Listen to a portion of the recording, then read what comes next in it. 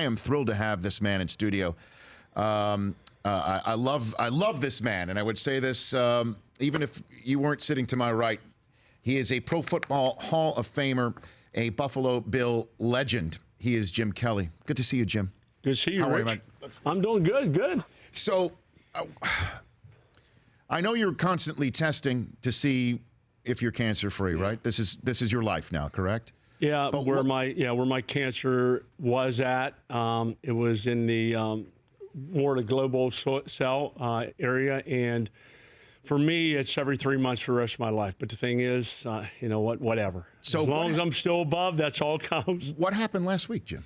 I get MRIs every 3 months, and they could not tell exactly what they were seeing from the MRI, so they made me take a CAT scan and PET scan a week later. And that was not conclusive of what they thought it might be. And as I said, where my cancer was, if it moves just a tiny bit towards the area where there's no return, it's days, then there's no turn back. So they wanted to make sure that it was nothing, and thank God it came back that it's just a real heavy buildup of scar tissue, and I'm good for next 3 months. So you went in and they said you need to have a surgical procedure? Yeah. The doctors told this to you last week? Yeah, and thing is, I'm claustrophobic, which I never was until, and I'm sure anybody out there's ever been in an MRI machine, but I have to get contrast, so they have to run me through the MRI. To make a long story short, they put the blood, different barium and different things in, whether it's a CT scan or an MRI, and I wind up having to do that again. I'm like, you got to be kidding me. But they wound up getting another MRI, went through that, and they could not find exactly where it was at again. So then I had to go, they had to surgically go in and take some biopsies. Knock you out. Yeah, knock me out. And that in itself, biopsies, if anybody's ever had them, it's like somebody's going to the dentist and they're ripping your gums apart. And that's pretty much what they do. They take chunks of your inner skin in your mouth, way in the back where my cancer was, and they just chop away, and then they send them off to a lab, and hopefully they the tests come back negative, which they did. So, but it's something that it's not great. Yeah. But you know what, Rich?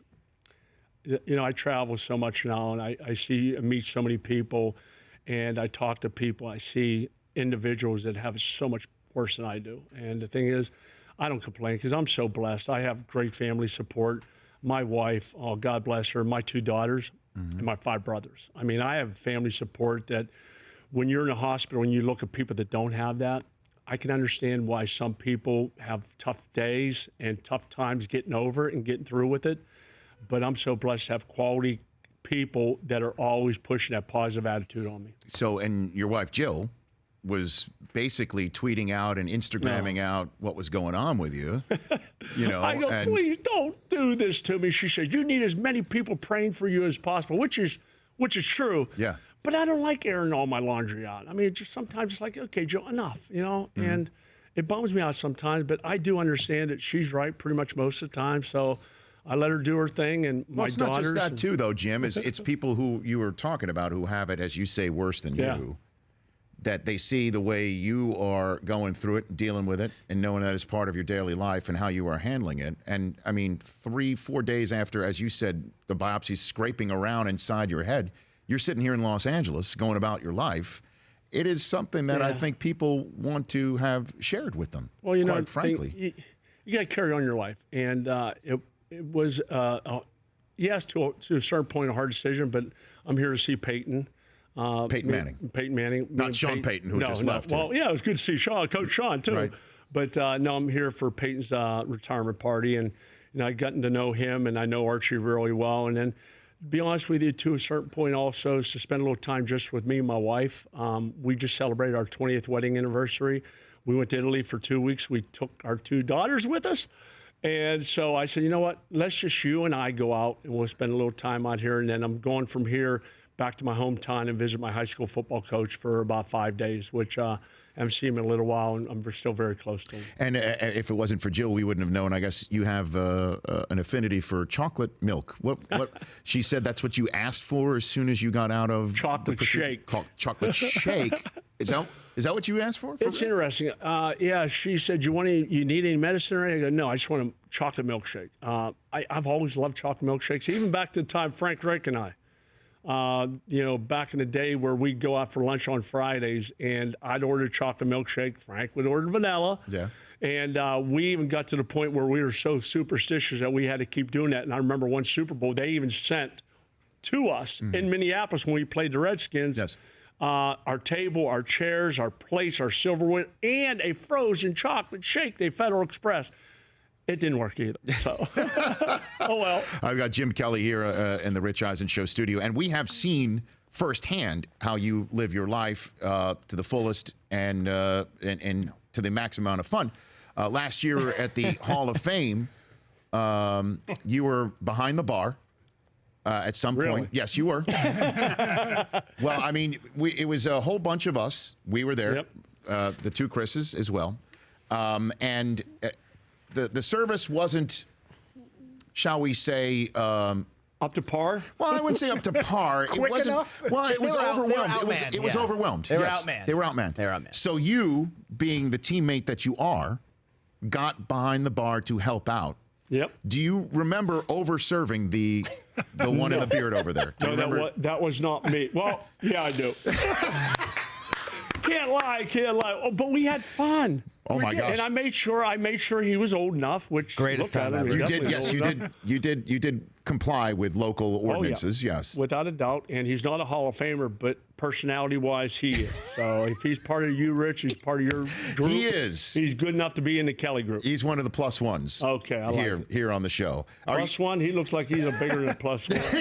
I'll take it, Jim. I'll take it. Now, is it possible that you serve this role at the Peyton Manning affair later tonight, Jim? Is there a possibility that this happens? Yeah, no, my wife's here, so I got to be on good behavior.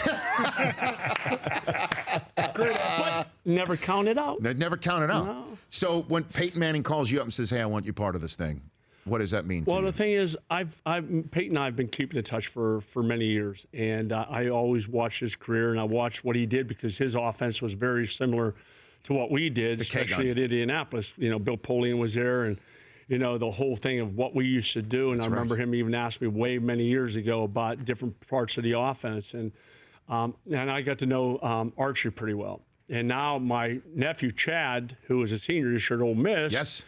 got to know them a little bit more, and Chad got to know Archie. Had sat down with Archie and Eli and talked to them. So the Manning family, just watching how they went about things and knowing Peyton and really loving his game. Just got the invite for me and my wife to come out, and I said, you know what, as long as I can make it, I'll be there. Yeah, retirement party for him in Los Angeles tonight. Sean Payton is going to Yeah, it. Interestingly enough, Sean Payton's team was the one that prevented Peyton from getting a second ring in Indianapolis. And it just goes to show you that wins and losses mean one thing, but then there's relationships that you build up throughout an entire career. And we do, and we understand that, Rich. I mean, not just from the standpoint of how close our Buffalo Bills teams still are. I mean, me, Bruce Thurman, Andre, Will Wolford, I can go on and on. But the relationships you build through the media, too. I'm not to say all the media was always great, which they weren't. I mean, that's just part of it. But the relationship I built with Chris Berman and Chris Mortensen, Yes. the people that you respect, the people that when they talk, they know what they're talking about. Those are people you continue to have that relationship go further than just you're away from the in the locker room, different places. But this is the part I like about it because I don't surround myself with a lot of people. I pick and choose very carefully, especially nowadays. And I can definitely say, Rich, you're one of the inner circle guys that I respect, and I love the way you go about it. You're just so down to earth, and I appreciate who you are. Oh, my gosh. You're going to get me all choked up. No, yeah, whatever. You're going to get me all choked up. It's nice of you to say that. So you're saying a young, fresh off of campus, Peyton Manning is calling you up to pick your brain because of the offense that he's running is similar to the one that you ran. Is that so? That's where you. I don't remember all the logistics back then, but it was. I'm like I can remember 2 weeks ago. Right. But I can remember many years ago when they were running it with the Indianapolis Colts, and now that's all you see nowadays, the no-huddle offense, and that really started even Boomer Esiason. Yes. They used to run, but they did it a little different than we did. They at times they try to catch teams trying to substitute. We just went at a pace. that the reason we did was, number one, I love to do it. Number two is I knew where to put Andre Reed. I knew Andre was a lot better receiver inside, one of the best ever. And I knew I had Thurman Thomas in my backfield.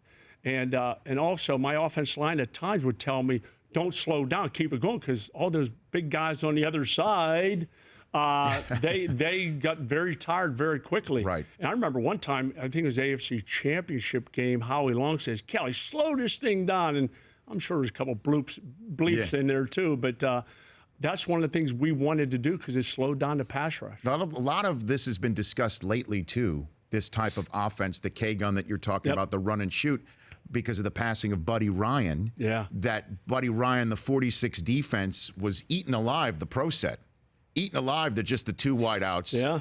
That somebody had to come along and start speeding the game up, putting 4 and 5 wides out, to try and mess with what Buddy Ryan had concocted. Would you agree that you could draw all these lines? It's interesting because I was interviewed about Coach Ryan passing away, and I remember we were playing against them, and Randall Cunningham was the quarterback, and they came to Buffalo, and they were talking all this crap about how they're going to, shut down our offense. I think we went up 21-0 within the first 5 minutes of the game. But they figured it out. The whole group just started playing very good defense and wind up being a 28-24 game or something like that. They did come back, but he always had an unbelievable defense. And you knew going into that game when it was over, if you made it through it, you were going to be sore the next 2-3 days because they were going to lay their licks on you. And Mike Golick, another one, just listen to him, what he would talk about that style of defense and how they would go about making sure that they pounded on the running backs and pounded on the quarterback as much as you can. Jim Kelly here in the Rich Eisen Show studio. When we come back, I want to talk about Rex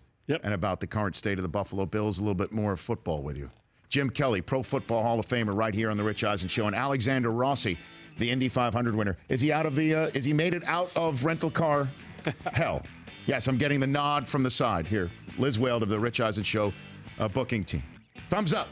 Alexander Rossi will also be here in hour number 3. And we will have our home run derby draft before the end of this hour to get you set for tonight's big and really only sports action that's going on. Jim Kelly when we return here on the Rich Eisen Show. Welcome back to the Rich Eisen Show. If you are on hold, please hold. I know that we've had a few guests here in studio. Sean Payton leading into now another segment here with Jim Kelly, Pro Football Hall of Famer. You, sir, if I'm not mistaken, said Rex needs to make the playoffs this year or his job might be on the line. Is that a true reading of what you said? To a certain point, but the thing is, I get so frustrated sometimes with cut and paste. They put out what they want people to hear, not everything they put out. All right, so let's get. Oh no! Bottom line is, I think everybody, any coach in the NFL, you don't win, you're not going to be around very long. But with Rex is a great coach. I hope he's around for 20 years. I mean, but with our team, the last year, probably the last couple of years, we've had star players, but when most of them are in there getting rehab and they're not on the field playing, it doesn't matter who you are. Your job's going to be on the line. But Rex is a great football coach, and I've never once said that he wasn't a good football coach. I hope he can do it. He's got the players this year. I think you keep Tyrod Taylor healthy, and he does and stays healthy. I think we have a very good chance because our defense is pretty solid. We have some weapons on offense. I'm excited about this year, and I'm excited what Rex brings. I just hope that they stay healthy so that he can be here for 10 or 15 more years. But I think what people took from what you said, whether it's cut and paste or not, is that it's just his second year, right? Yeah. And, that is still Tom Brady in New England that sits at the top of the division. And, I know Peyton leaving Denver creates a void in the AFC West, if not the AFC as well, that it might be even asking too much for Rex to get Buffalo into the playoffs this year. No, I really don't think so. I do think that Tom Brady needs to retire. Please. But I think we have the team to do it. I really do. And Rex does too. I'm very good friends with Rex. Probably maybe went a little overboard by saying what I said. But you know what the thing is?